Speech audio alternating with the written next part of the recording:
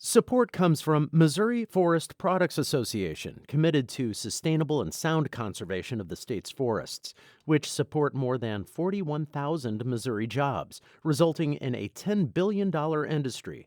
ChooseWood.com. From the St. Louis Public Radio Newsroom, this is The Gateway. It's Monday, February 5th. I'm Jonathan Ahl. The adaptation of Moby Dick that begins performances at the Rep this week uses techniques from the world of circus arts to tell the story of life on a 19th century whaling ship. When I first jumped into the show, it was, can you climb a rope? And that was where it started. And then it was, can you climb these poles? So it was a lot of strength training to get used to that. St. Louis Public Radio's Jeremy Goodwin speaks with the creators of the show. That's coming up on The Gateway. The second of two water rate increases kicked in last month for St. Louis residents. The average customer is now paying about $88 a quarter. As St. Louis Public Radio's Rachel Lippman reports, the safety net for those who might need help paying those bills is essentially non-existent. There is no data yet available from the Water Department to know how many accounts are delinquent now compared to before the rate hikes. Anecdotally, social service agencies say they are hearing from more clients who need help paying their water bills. But the vast majority of utility assistance funds are available only for gas and electricity. Zanique Gardner-Perry is the Senior Director of Programs at the Guardian Angel Settlement Association. She says clients can find ways to work around not having gas or electricity, but that's harder with water. Unless you're like, instead we're going to use baby wipes and we're going to buy a bottle of water and drink that sparingly. City officials say they do periodically look into developing an assistance program for water bills. I'm Rachel Lippman, St. Louis Public Radio. St. Louis police are looking for a 17-year-old who escaped from the city's juvenile detention facility near the Grand Center Arts District. A spokesman for the Circuit Court, which operates the facility, says guards confirmed the escape shortly after 6 o'clock Saturday night. No one was injured. The teen had been at the facility at Enright and Vandeventer Avenue since December 8th, when he was arrested as a suspect in an October 2023 homicide. The court did not release his name because he's a juvenile and has not yet been certified to stand trial as an adult. He's one of multiple teenagers to either attempt or successfully escape from the facility since September of 2021. The St. Louis Reparations Commission presented a proposed final report during its monthly meeting last week.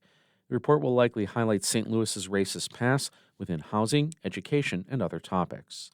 As St. Louis Public Radio's Andrea Henderson reports, Commission members say more narratives from Black St. Louisans about racial discrimination are needed to fill the report. Commission Chair Kayla Reed says with the help of experts and researchers, the Commission could produce a 100-page report.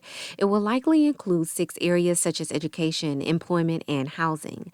Malika Horn of the Central West End neighborhood says she wants reparations to come in the form of cash payments. She hopes the Commission includes racist housing practices and policies that are still on the books. Money can heal and solve a lot, but if we're not careful, we might be in the same boat later on. The commission asked St. Louis Mayor Tashara Jones in November for a budget to produce the final report. Members are still waiting for a response. I'm Andrea Henderson, St. Louis Public Radio. Fort Leonard Wood is hoping a new office will help spouses of military members get acclimated to the community and take advantage of opportunities. The installation west of Rolla opened its Spouse Resource Center last week. Walter Harris is the transition service manager at Fort Leonard Wood. He says the goal is to provide spouses with a one-stop shop. And we're able to help them find employment, or we're able to help them enroll in college education. We consider that a success. Harris says previously military spouses would have to go to several offices around the base or in the surrounding towns to get the same information and opportunities. Illinois is re-upping its prison health care contract with a private provider despite a history of lawsuits and damning assessments by experts. Wexford Health Sources won a 10-year, $4 billion agreement with the state to provide medical care to people in prisons. Attorney Alan Mills says he's dismayed by the decision. It means that people are going to suffer unnecessarily. It means that people are going to die that would not otherwise die because of poor medical care, no question about it. Since 2011, Illinois has paid Wexford more than $1 billion for medical services in prison. During that time, judges and experts have repeatedly found that the quality of care is so bad it violates the U.S. Constitution. A corrections spokesperson says they will negotiate with Wexford to improve prison health care.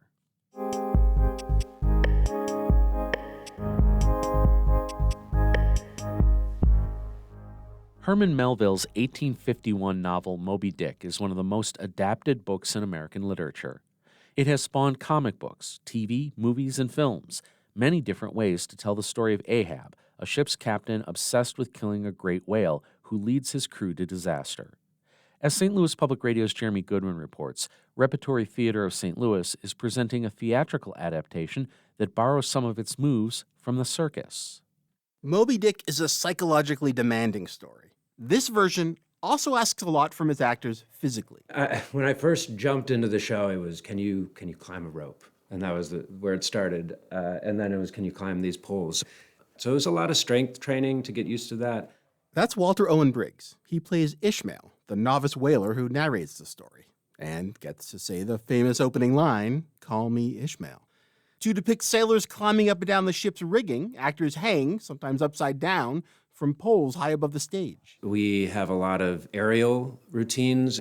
All the actors are working together to carry the weight of each other, and we hoist ourselves into the air, and as we go out onto the sea, we get higher and higher up in the air, and then one of our shipmates jumps off into the water. The acrobatic choreographer for the show, Sylvia Hernandez de Stasi, has a lot of experience with this kind of stuff.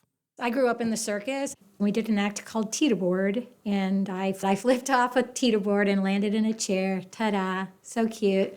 The chair itself, it was on, I'd say, a 12-foot pole.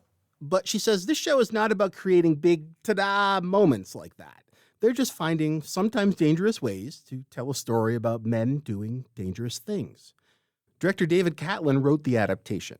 He wants to create a visceral experience. We do want for you to feel like you are inside that story, that you are immersed in it. The way when you read a book and you get lost in it. We want that. And so a lot of the theater that we make tries to engage all of your senses. The set has curved poles rising above the stage, suggesting a giant whale skeleton. On their first day at the Loretto Hilton Center in Webster Groves, before rehearsal, some actors warm up by shimmying up and down those poles. All right, you feel ready? Can we go from make way, make way? Every movement on stage and above it must be precise. Catlin gets hands-on right away. He jumps up on stage and starts working with actors on an early sequence of sailors carrying and rolling around big barrels. It's like a complicated dance. That barrel, you're going to hand it off to Starbuck. Here, there, and then I'll pop down and get this one. Maybe you can jump up, take one of the barrels from him. Later, they work on a scene where the crusty old sailor Stubb tells Ishmael about the mysterious Captain Ahab. This is actor Raymond Fox with Briggs as Ishmael. Go clap eyes on Captain Ahab. You'll see what whaling is. You'll see he has but only the one leg.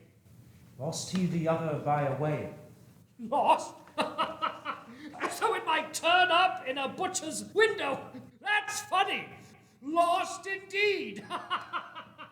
Is that funny, sir? Captain Ahab is a charismatic man who leads his followers, against their better judgment, to their destruction. Briggs says that's a familiar theme.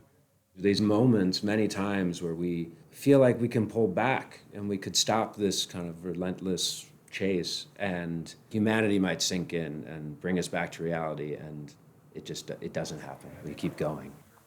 As Mellville writes, one madman creates more madmen. Call me Jeremy Goodwin, St. Louis Public Radio.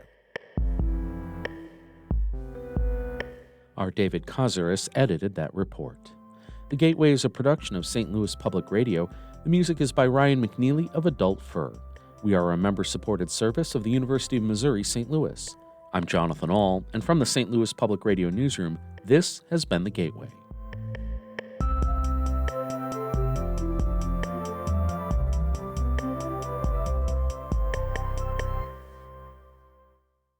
Support comes from the Missouri Forest Products Association, providing more than 41,000 jobs in the production of wood pallets, railroad ties, white oak barrels, hardwood floors, and more. Details at choosewood.com.